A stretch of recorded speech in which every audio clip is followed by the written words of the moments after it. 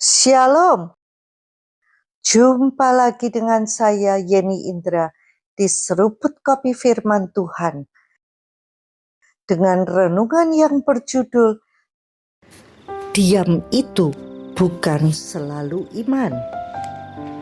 Beberapa waktu ini saya membaca satu kalimat yang cukup nendang.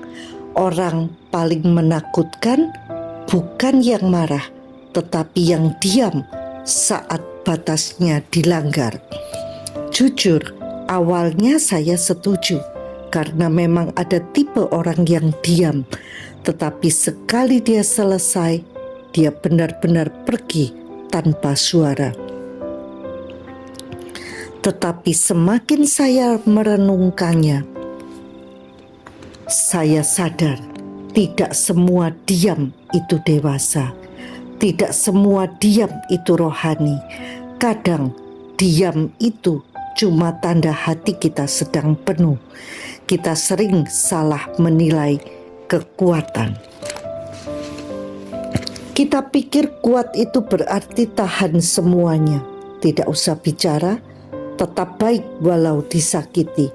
Kita bilang saya pengampuni, padahal dalam hati kita terluka dan tidak benar-benar dibereskan.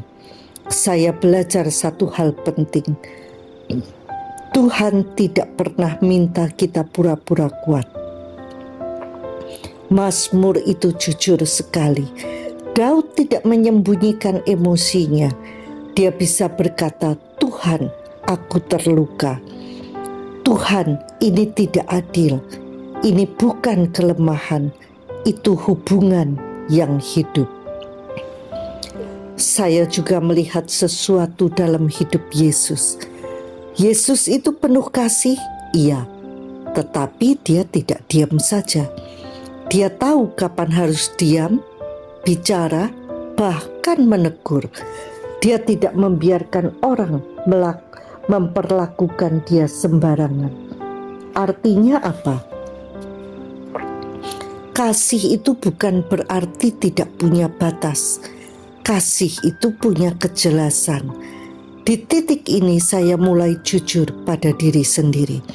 Selama ini saya pikir saya sabar, tetapi ternyata ada bagian di hati saya yang hanya menahan, dan yang ditahan itu tidak hilang.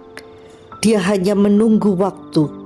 Makanya ada orang yang kelihatan tenang, tidak pernah marah, tapi tiba-tiba cut off orang lain tanpa penjelasan.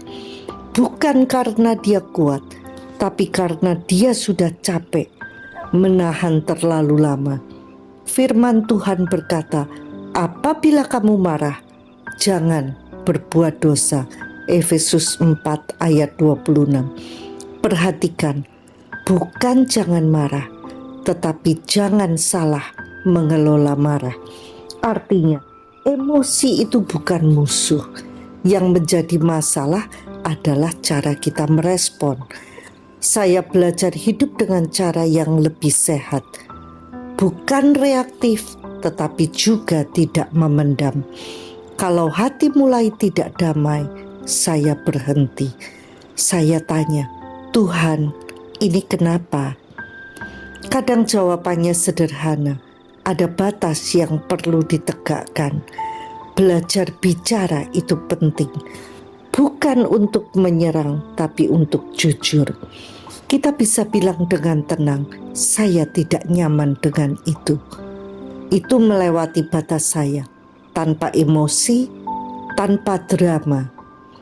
Tapi jelas, percaya atau tidak, ini menyelamatkan banyak hubungan. Satu lagi yang Tuhan koreksi dalam hidup saya, mengampuni bukan berarti membiarkan. Ini berbeda. Mengampuni itu melepaskan kepahitan, tetapi membiarkan terus disakiti itu bukan kasih. Itu ketidakseimbangan. Tuhan tidak pernah minta kita hidup tanpa batas, tanpa boundaries. Dia justru memimpin kita hidup dalam terang. Hari ini saya mengerti sesuatu. Kedewasaan rohani itu bukan diukur dari seberapa lama kita bisa menahan marah, tapi dari seberapa jujur kita berjalan dengan Tuhan. Apakah kita peka dengan damai di hati, berani menghadapi kebenaran, dan tidak hidup dalam kepura-puraan? Jadi, kalau hari ini kita merasa lelah karena terlalu kuat dalam tanda kutip, mungkin kita tidak butuh jadi lebih kuat.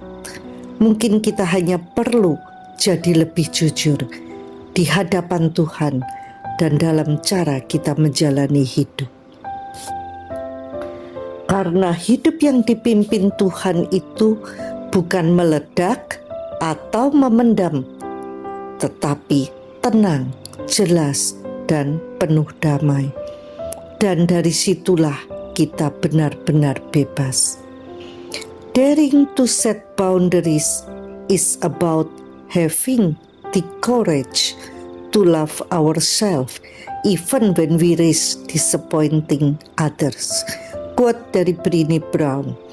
Berani menetapkan batas adalah tentang memiliki keberanian untuk mencintai diri sendiri, bahkan ketika kita berisiko mengecewakan orang lain. Quote dari Brené Brown. Sampai jumpa di episode berikutnya bersama Yeni Indra di Seruput Kopi Firman Tuhan. Tuhan Yesus memberkati.